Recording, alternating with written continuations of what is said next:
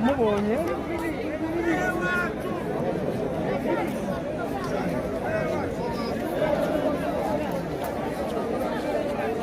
Excellency, President Emmanuel Macron, distinguished members of the delegation, ladies and gentlemen, first, I want to welcome you, Mr. President, my friend, and your delegation to Rwanda. Today is a moment to speak to the present and to the future, while reflecting on the past that brought us here. Mr. President,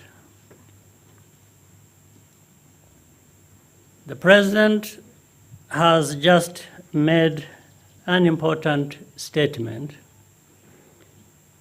at the Kigali Genocide Memorial. This was a powerful speech with special meaning for what is taking place now and which will resonate well beyond Rwanda. His words were something more valuable than an apology.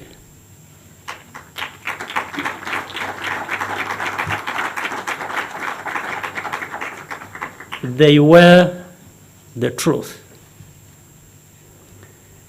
Speaking the truth is risky, but you do it because it is right. Even when it costs you something, even when it is unpopular. Despite some loud noises and voices, President Macron took this step. Politically and morally, this was an act of tremendous courage.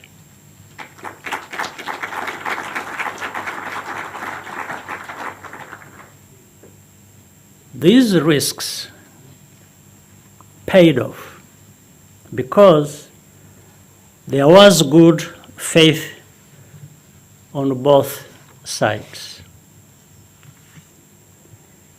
It was important not to rush the process. The facts had to be properly established. Our respective societies also needed the chance to debate and deliberate. One step led to another.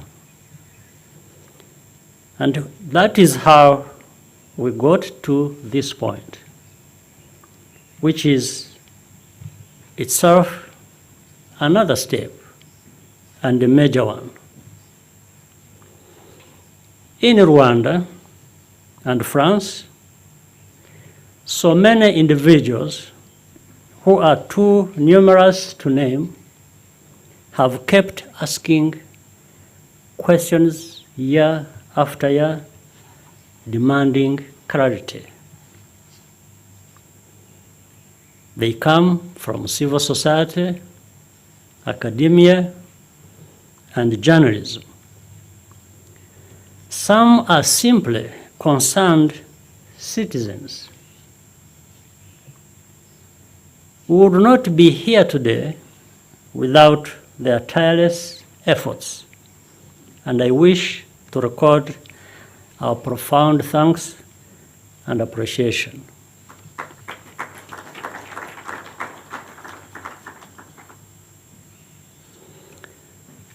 The truth heals. This is the principle upon which Rwanda's entire project of national unity and reconciliation is best. That has been our experience as Rwandans. There is no shortcut. Our conviction from the beginning was that the process of reckoning with the role of France had to follow the same logic. And in any case, we knew it could not be harder than reconciling with ourselves. No grain of truth has been sacrificed, but the weight of responsibility has been put back where it belongs, with those who made the decisions.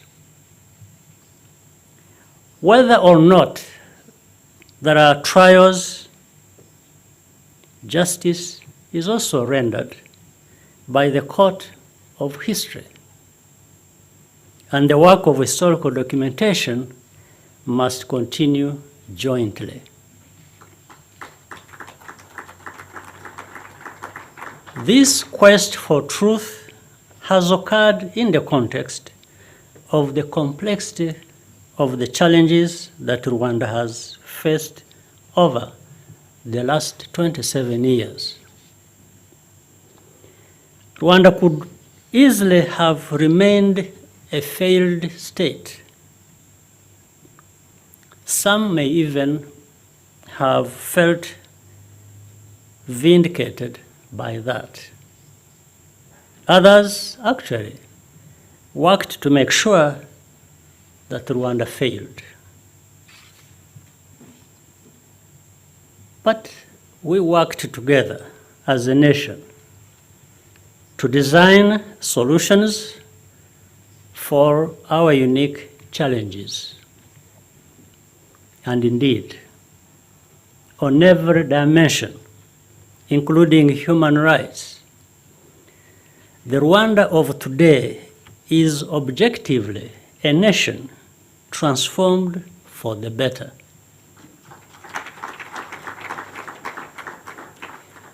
We continue to exist as a united people against all odds, and we are constantly striving to be better still.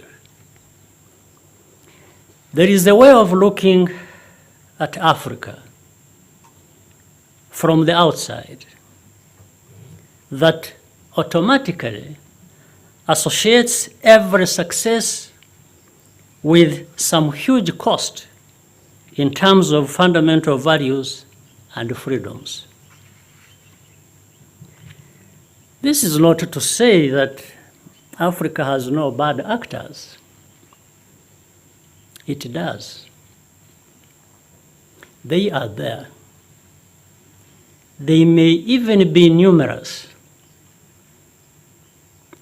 but no more so than everywhere else in the world. The difference is that Africa as a whole comes to be defined by those bad actors, whereas elsewhere, these bad actors are exceptions. This assumption creates a reference point where Africa is always down while others are up. It secures those others in the conviction that they have a natural right to do and say whatever they want in relation to Africa, to give lessons and pass judgment on our choices. Unfortunately, some of our own in Africa also participate in this negative enterprise.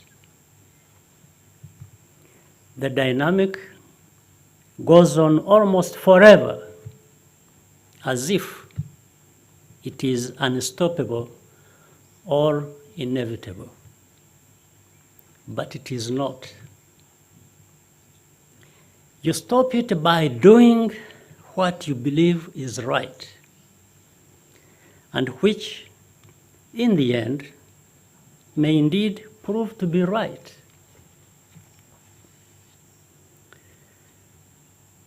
The veneer of moral superiority is very thin once you start to scrape at it. Beneath it hides racism, a denial of the intrinsic and equal worth of every human being. It was racism that made a foreseeable genocide in Africa seem tolerable.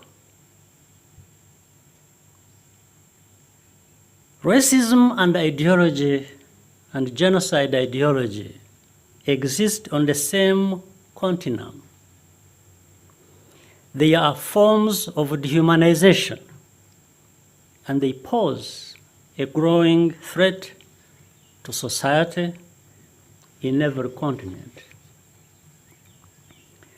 Our civilized world must come together to fight racism and genocide ideology in a concerted and consistent fashion. There are attitudes inherited from the past that have needed to change for a long time. And I want to say that President Macron is among those who realized that things need to change, and is taking a strong stand in trying to bring about that change.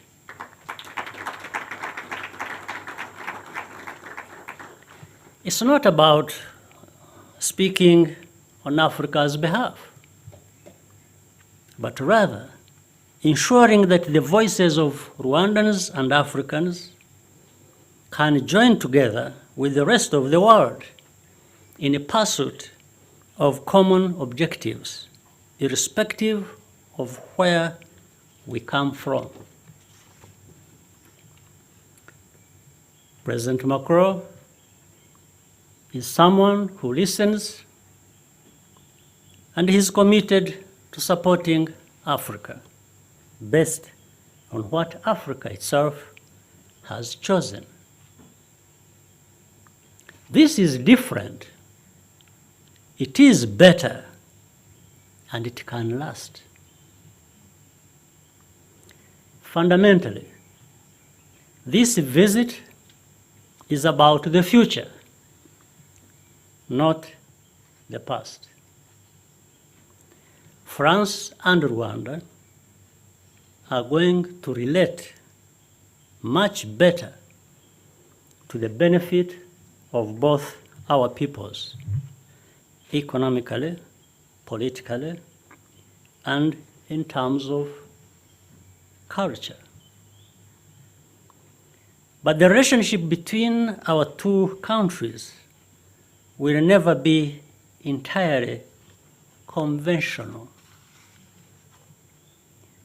There is a special familiarity resulting from the complex and terrible history we share, for better or for worse. We have chosen to make it for the better. We wish to form a strong and sustainable relationship based on priorities that matter to both Rwanda and France. This includes many of the items discussed in our bilateral meeting today, such as investment, digitalization, gender equality, climate change, cultural exchange, and support for entrepreneurship, small, medium businesses, startups, and especially youth empowerment. Rwanda shall be a strong partner in all of these areas. Mr. President, I once again thank you and your delegation for being with us here today. I thank everyone who is here for your kind attention. I now invite my friend, President Macron, to make his statement, and then we will be happy to take your questions. Thank you.